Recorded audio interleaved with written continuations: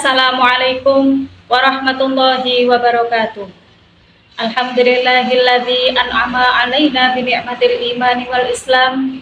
Wassalatu wassalamu ala sayyidina khairil anam wa ala alihi wa ashabihin nujabail bararatil kiram. Qala Allah ta'ala fi kitabihil karim. A'udzu billahi minasyaitonir rajim. Bismillahirrahmanirrahim.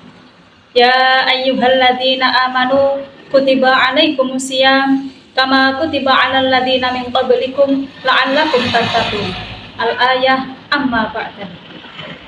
Yang terhormat kepada para alim ulama, tak lupa kepada seluruh sahabat fatayat atau siapapun yang menyaksikan video ini dimanapun Anda berada.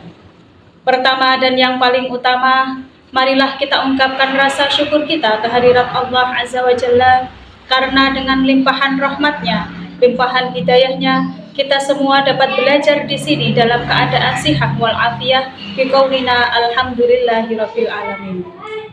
Kedua kalinya dan tak kalah utama, sholawat serta salam semoga tetap terhaturkan kepada junjungan kita Nabi Agung Nabiullah Muhammad sallallahu alaihi wasallam wa ala alihi wa sahbihi ajma'in.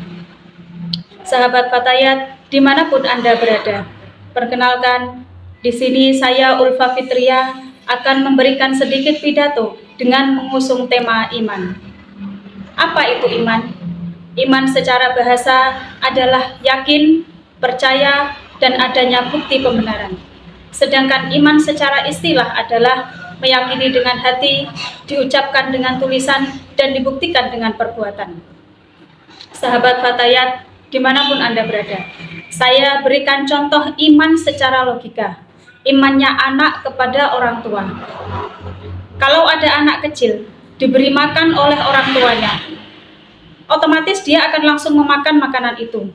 Dia tidak akan bertanya entah makanan itu bisa dimakan atau tidak, makanan itu kadaluarsa atau tidak, makanan itu beracun atau tidak, atau lain sebagainya. Karena apa? Karena itu adalah bentuk imannya si anak kepada orang tua. Dia akan langsung memakan apa yang diberikan oleh orang tuanya. Saya berikan contoh lagi. Imannya pedagang dan pembeli. Misalnya kita adalah penjual bakso. Kita bawa gerobak bakso, kita jalan di pinggir jalan. Lalu ada orang manggil teriak, "Bakso!" Otomatis kita langsung berhenti. Karena kenapa? Karena kita yakin kita adalah penjual bakso. Jadi nggak perlu dipanggil nama, "Mbak Ulfa, saya mau beli bakso yang ada pentolnya, bakso yang ada kuahnya, bakso yang ada sayurnya." Tidak perlu seperti itu. Cukup dengan teriak bakso, kita sudah otomatis merasa terpanggil. Karena kenapa? Karena kita memang penjual bakso. Nah, sahabat, dimanapun Anda berada, di bulan yang penuh barokah ini, di bulan Ramadan ini, sudah sewajarnya kula panjenengan sedaya merasa terpanggil. Sudah sewajarnya kita menjawab panggilan dari Allah. Pertanyaannya, siapakah orang yang dipanggil oleh Allah di bulan ini? Tak lain dan tak bukan, dia adalah orang-orang yang beriman. Disebutkan dalam Al-Quran, surat Al-Baqarah ayat 183, yang berbunyi, A'udzubillahi minasyaitonirrajim, Bismillahirrahmanirrahim. Ya ayyuhalladzina amanu, hai orang-orang yang beriman, kutiba alaikumusiyam, diwajibkan atas kamu berpuasa, kama kutiba alal ladzina min qablikum, sama diwajibkannya puasa pada orang-orang sebelum kamu, la'allakum tattaqun, supaya kamu bertakwa. Nah, insya Allah saya yakin kula lan panjenengan sedaya sudah termasuk orang-orang yang beriman. Sudah sewajarnya pada bulan ini kita menjalankan ibadah puasa.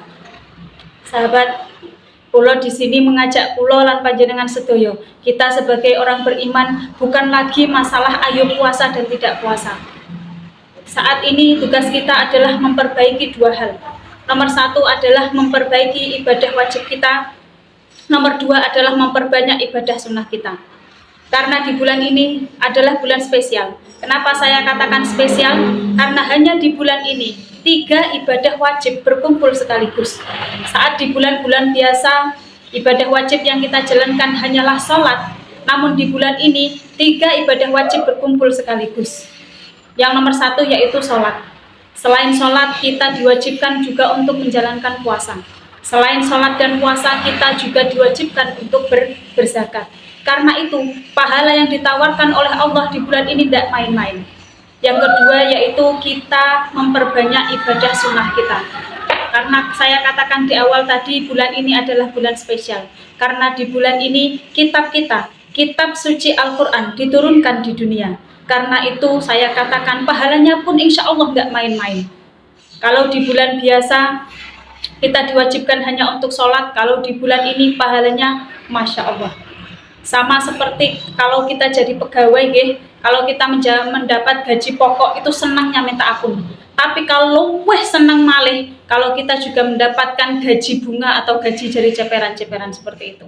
Allah pun juga seperti itu. Selain ibadah wajib, Allah itu juga suka kalau kita menyodorkan ibadah-ibadah sunnah kita.